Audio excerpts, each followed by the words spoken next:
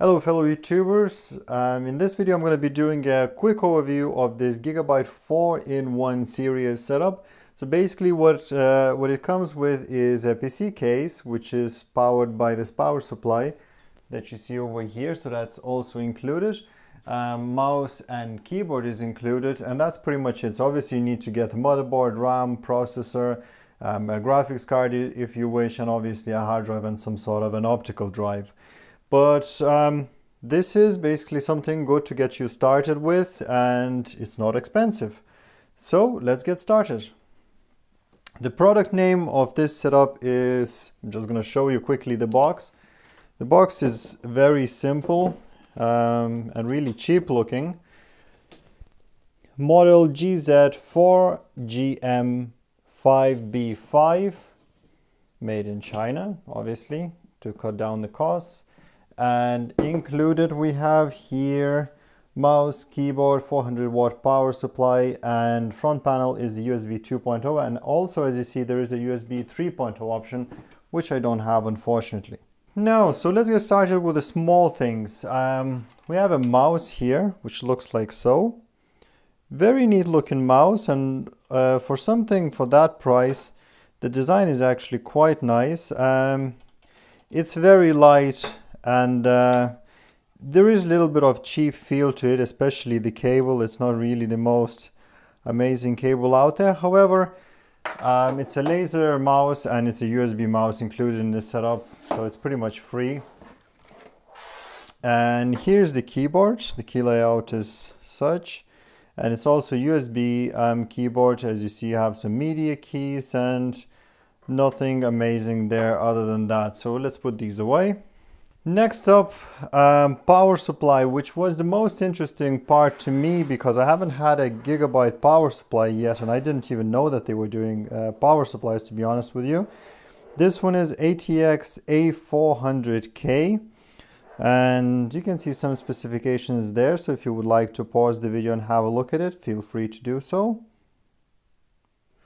It has a big fan already integrated, as most power supplies do. It's not the most beefy power supply, it's quite light actually, very little of componentry inside, and on and off a switch and a kettle plug as usual.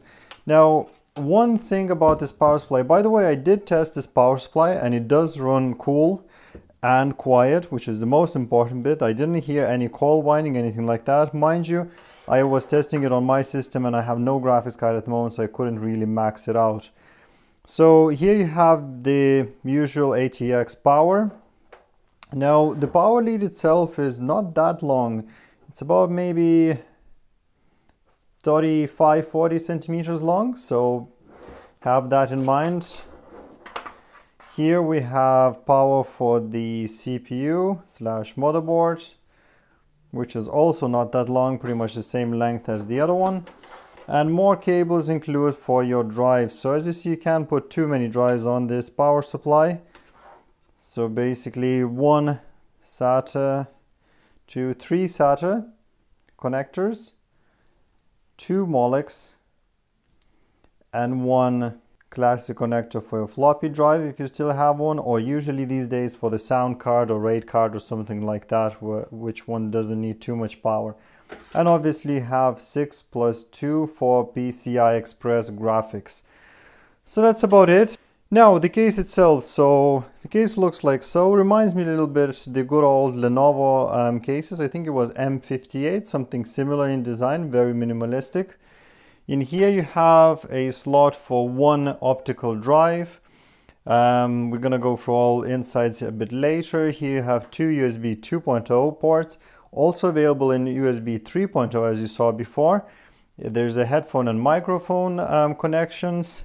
Also the hard drive power indications, reset switch, and the power switch, and that's about it.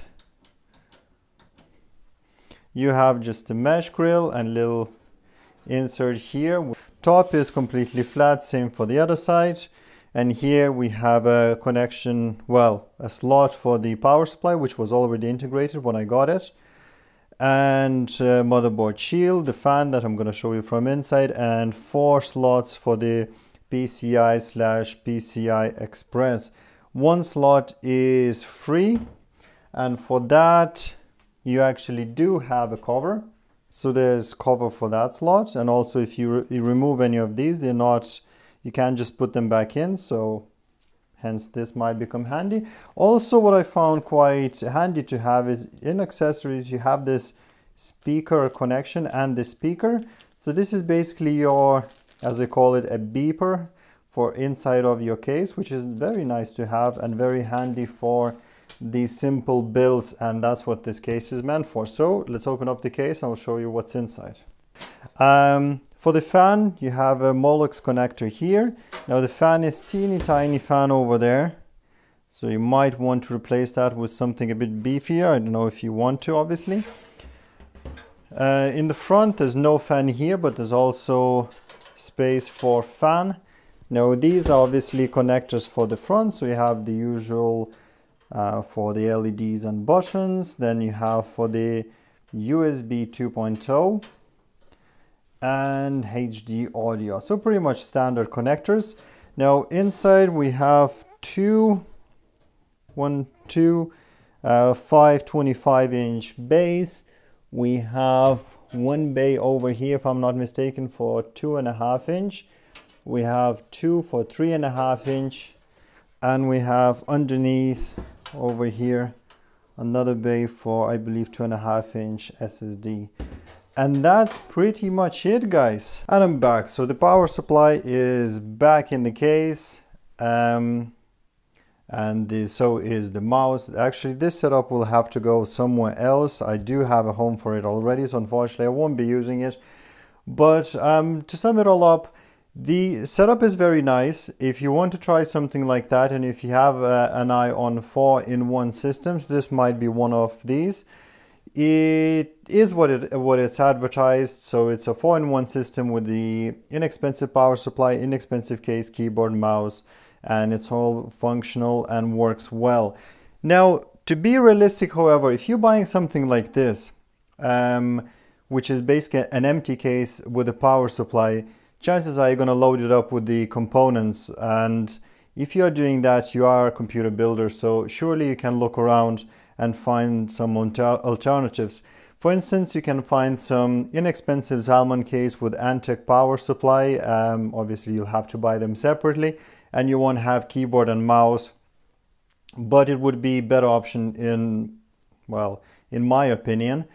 And also it just has this cheap feel to it. So once again, if you are a PC builder and if you're building your own PC, do put a little bit more thought into it and do spend a little bit more money to have a nice case, and more importantly, a solid, well-performing, quiet and reliable power supply. I'm not saying the power supply here is not reliable, not at all. It's probably just as good as most of the power supplies there in the budget range. However, I haven't seen them on the market for a long time, as in Gigabyte and power supplies. I've seen the Antec and Corsair and other companies though, and I would be a bit more keen to spend money on them.